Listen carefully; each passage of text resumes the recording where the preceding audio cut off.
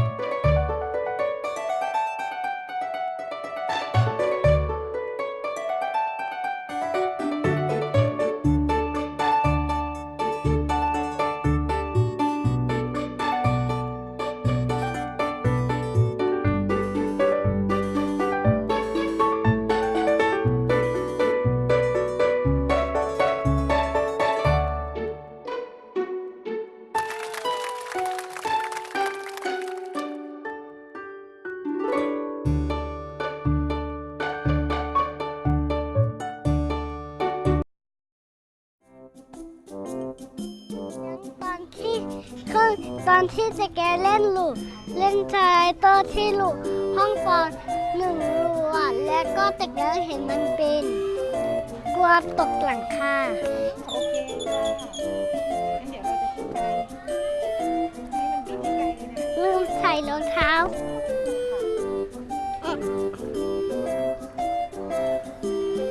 รู้สึกมันราวเกินนะแป๊บเดียวก่อนนะเราไม่เขาต้องชอดเขาถามมา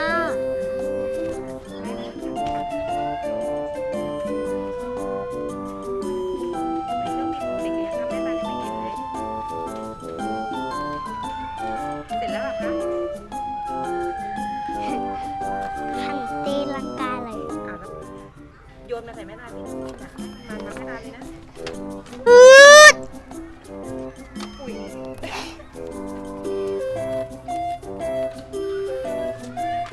อุ้ย